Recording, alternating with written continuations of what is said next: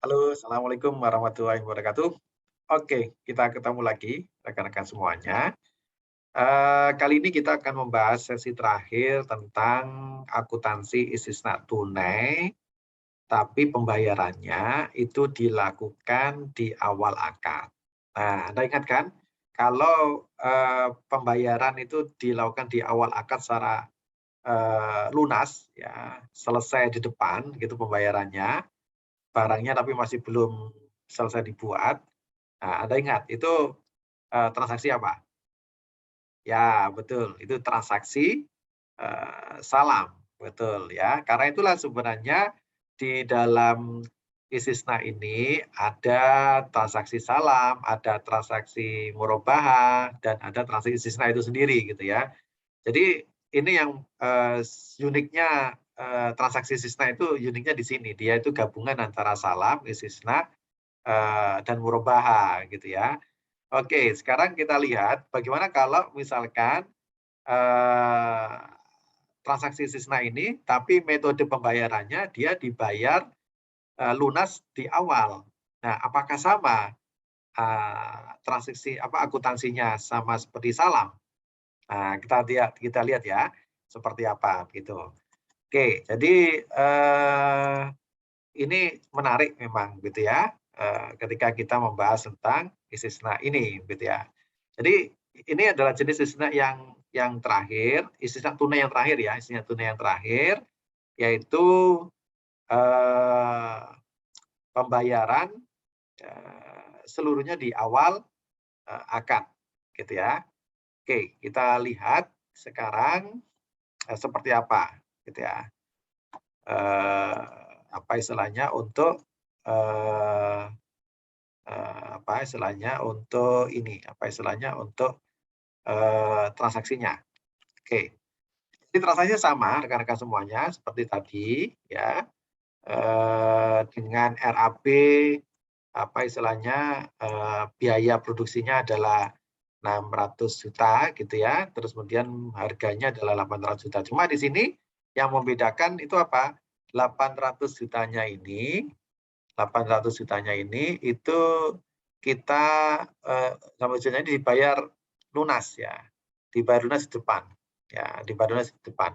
Nah, ini yang membedakan gitu ya, membedakan antara, yang sebelumnya. Nah, gimana nih jurnalnya? Kalau seperti kita lihat, ini kan seperti salam ya, apakah sama seperti salam transaksi apa, jurnalnya? Kita lihat sekarang. Jadi, ini sama ya seperti sebelumnya gitu ya. Ketika itu dibayar secara tunai di depan ke kontraktor atau pembuatnya, maka ini ingat ya, seperti salam, ya. Maka itu akan muncul piutang istisna. Nah, piutang istisna di mana? Piutang istisna di pembeli, bukan di, penjual, ya. Kalau sebelumnya itu kita, di apa, istisna tunai, dibayar di angsur, ya, kemudian dibayar di akhir akad, gitu ya, itu kan muncul piutang istisnanya di, penjualnya. Tapi sekarang karena ini sudah dibayar lunas di depan, maka muncul piutang istisnanya di sisi pemesan atau pembeli. Nah, ini mirip seperti, apa namanya, seperti salam kan gitu ya. Nah, lalu diakui sebagai apa ini? Nah, kira-kira masih ingat kalau salam? Ya, betul ya. Jadi nanti di sini di penjual itu diakui sebagai hutang istisna 800 juta, gitu ya. Diakui sebagai 800 juta sebagai hutang istisnanya, ya.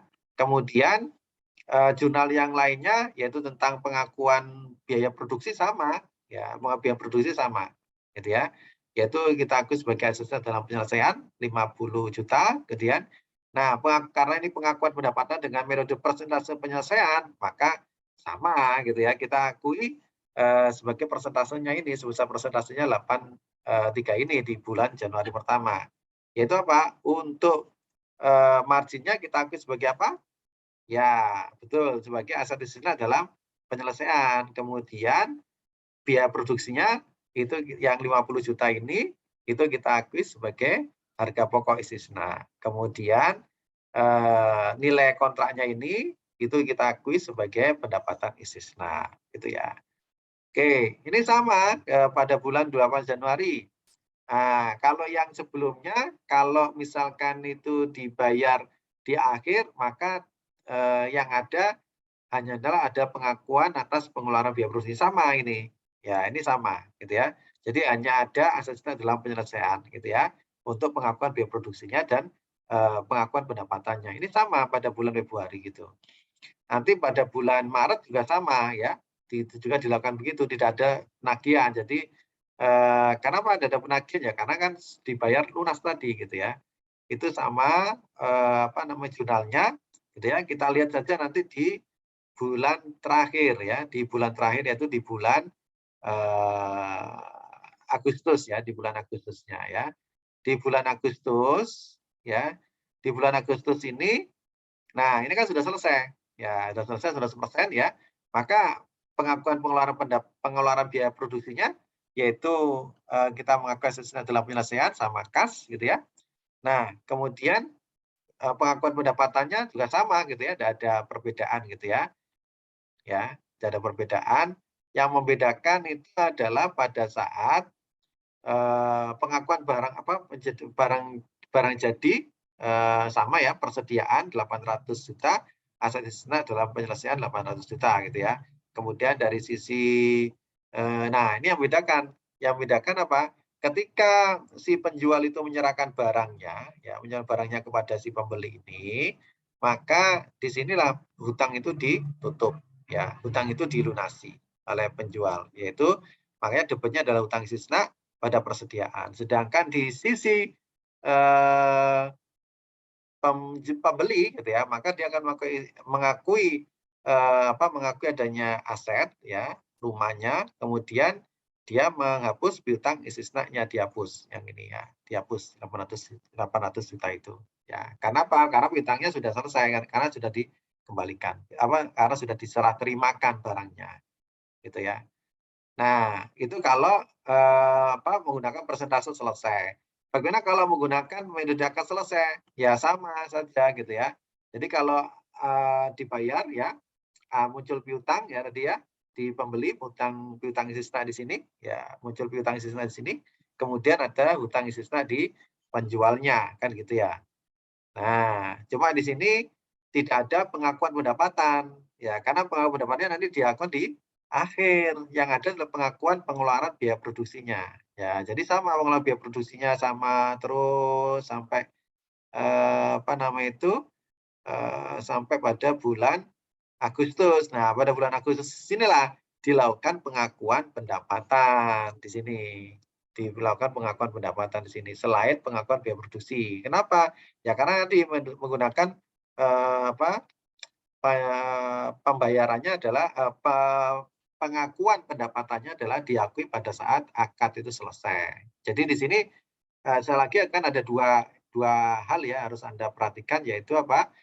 Metode pembayarannya, terus yang kedua adalah metode pengakuan pendapatannya. Ini dua hal gitu ya. Oke, jadi di sini kemudian nanti si pembeli itu dia punya piutang istisna tadi ya. Kemudian di penjual itu punya hutang istisna kan itu ya. Nah, nanti ketika barang itu sudah diserahkan, maka nanti ada hutang istisna pada persediaan tadi. Kemudian nanti di sisi pembeli itu akan muncul aset, kemudian menghapus piutang istisna-nya. Gitu ya. Jadi itu rekan-rekan semuanya, sedangkan nanti di pengakuan tadi ya, di pengakuan pengakuan pendapatannya itu nanti dilakukan di akhir akad ya, dilakukan di akhir akad pengakuan pendapatannya ini. Ya. Pengakuan pendapatannya di akhir akad yaitu ketika di sini ya ini tidak menggunakan persentase selesai karena apa? Karena kan diakui di akhir semuanya. Ya, aset istisna dalam penyelesaian ini apa? Untuk menampung apa ini? Untuk mengakui apa ini? Untuk mengakui margin ya. Kemudian ini harga pokok ini adalah untuk mengakui biaya produksinya. Kemudian pendapat di sini untuk nilai kontraknya. Nah, sudah selesai gitu ya. Ya. Jadi selesai seperti itu ya rekan-rekan semuanya.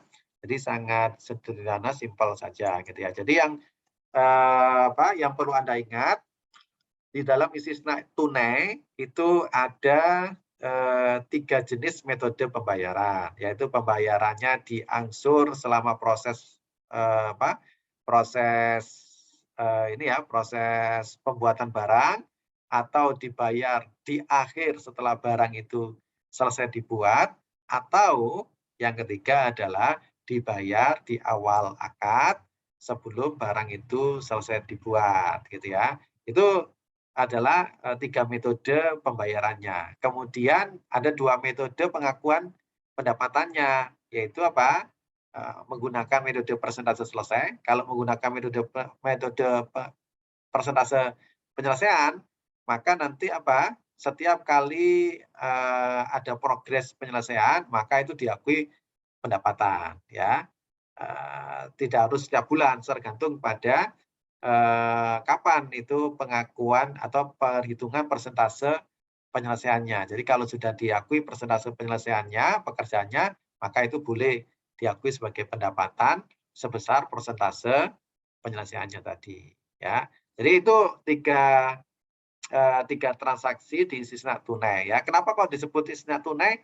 Karena ini apa istilahnya pembayaran dengan penyerahan barang itu periodisasinya sama. Jadi kalau masa pembayarannya, mohon maaf, kalau pembuatannya 1 tahun, maka nanti angsuran juga sama tahun. Artinya dikatakan tunai itu kalau sudah tidak ada lagi angsuran ketika barang itu sudah diselesaikan. Nah, bagaimana dengan istisna tangguh? Nah, nanti silakan dilihat di video yang lainnya tentang akuntansi istisna tangguh. Nah, mudah-mudahan bermanfaat. Jika ada hal yang kurang jelas atau masih ditanyakan, silakan ditulis di kolom komentar ya. Terima kasih. Assalamualaikum warahmatullahi wabarakatuh.